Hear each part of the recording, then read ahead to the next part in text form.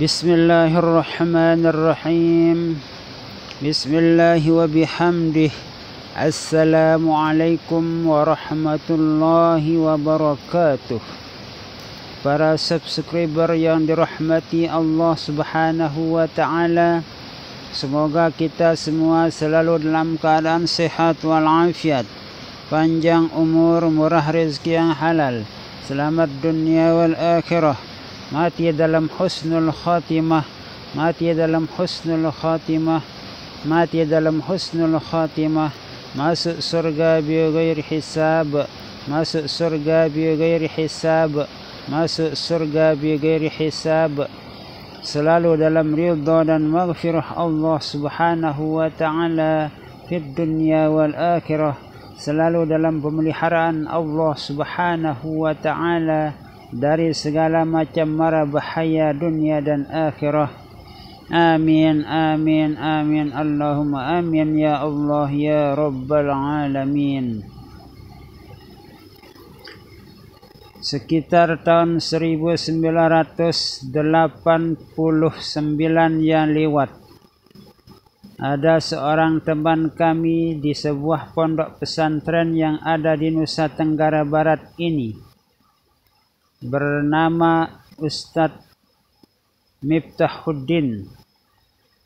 Beliau itu sekarang berada di Jawa Tengah, tempat tinggal beliau di Semarang, karena Semarang itu adalah tempat tinggal istri beliau atau alamat istri beliau, sehingga beliau itu mengikuti istrinya berada di Semarang. Beliau itu adalah sebagai dosen yang cukup cerdas, pintar, dan terkenal dengan kepintaran beliau dari sejak beliau berada di bangku sekolah dasar atau madrasah awaliyah yang ada di Nusa Tenggara Barat ini. Selalu mendapatkan ranking pertama di setiap kelas yang kami lalui atau kami jalani pada waktu itu, bahkan sampai kepada madrasah sanawiyah dan aliyah pun kami bersama selalu mendapat ranking pertama.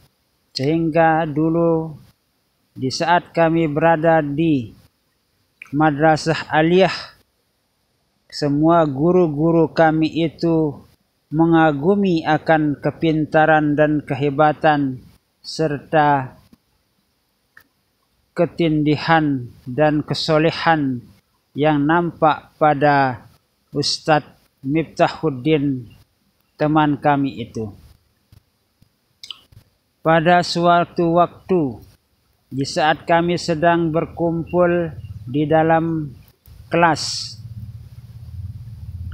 pada saat itu kami sedang berada di kelas 3 Madrasah Aliyah yang ada di Nusa Tenggara Barat ini.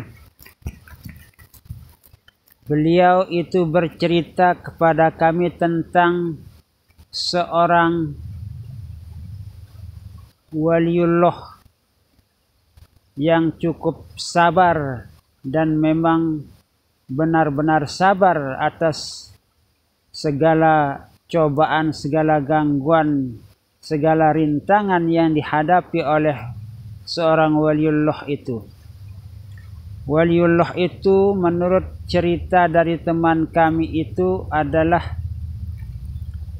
berada di sebuah negeri Arab atau di belahan negeri Arab, karena negara Arab itu cukup luas, sehingga kami bercerita bahwa di belahan negeri Arab itu ada seorang waliullah yang cukup sabar dan tidak pernah dilihat oleh orang mengeluh, tidak pernah susah, tidak pernah sedih atas berbagai macam gelombang kehidupan yang dihadapi. Melihat keadaan yang demikian hebatnya itu, istri waliullah itu merasa heran, kenapa suami saya ini tidak bisa marah sedikit pun, walau bagaimanapun hujatan, bagaimanapun gangguan, bagaimanapun rintangan, cobaan, godaan yang dihadapi oleh suami saya ini, tidak pernah sama sekali saya melihatnya marah. Sehingga pada suatu waktu si istri itu ingin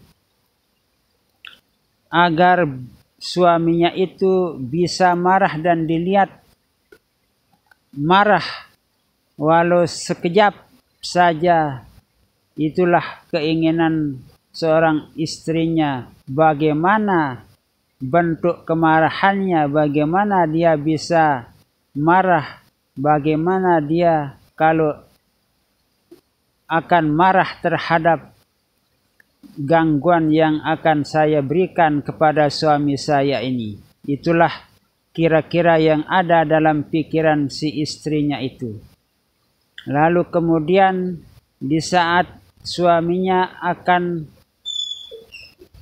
makan atau sudah waktunya untuk diberikan makan nasi yang satu piring itu, yang untuk suaminya dicampur dengan pasir. Pasir yang sudah dicampur dengan nasi atau nasi yang dicampur dengan pasir itu diberikan kepada suaminya itu, karena keinginan si istrinya itu melihat agar suaminya itu bisa marah di depannya. Namun apa yang terjadi di saat itu?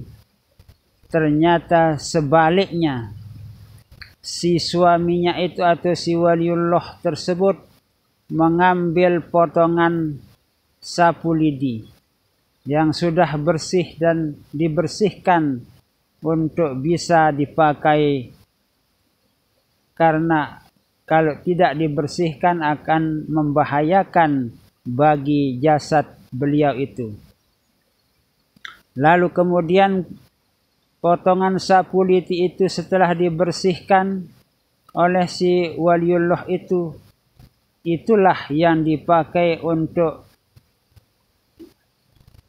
menusuk-nusuk nasi-nasi yang ada di dalam piring tersebut, sehingga nasi demi nasi, biji nasi demi biji nasi itu ditusuk pakai sapu lidi itu. Itulah yang dimakan satu persatu oleh waliullah tersebut, dan akhirnya nasi yang satu piring itu bisa dihabiskan dengan tusukan-tusukan potongan sapu lidi itu untuk digunakan sebagai pengganti dari sendok dan tangannya oleh si waliullah itu. Nah, melihat keadaan yang demikian itu, istri si waliullah itu makin keheranan. Kenapa suami saya ini tidak bisa marah? Ada saja caranya untuk bisa menghilangkan kemarahan dari dirinya itu. Sungguh sangat luar biasa waliullah atau suami saya ini. Siapakah yang bisa seperti itu kira-kira kalau kita berpikir dalam keadaan yang masa sekarang ini?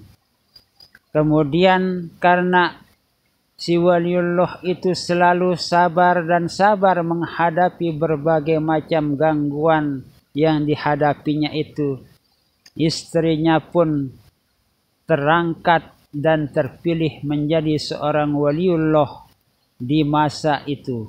Nah, itulah kisah yang pernah diceritakan oleh seorang teman kami, Ustadz Miftahuddin, sekitar tahun 1989 miladiah yang lewat. Semoga kita bisa menjadi orang yang sabar dalam menghadapi berbagai macam cobaan, gangguan, rintangan, berbagai macam musibah yang lebih-lebih pada tahun 2000-an ini. Berbagai macam musibah terjadi di semua negara yang ada di dunia ini, terutama sekali di kawasan Indonesia. Gempa bumi, angin puting beliung, banjir bandang, dan lain-lain sebagainya. Amin, amin, Allahumma amin. Semoga kita selalu dalam lindungan Allah Subhanahu wa ta'ala dari segala macam mara bahaya dunia dan akhirah.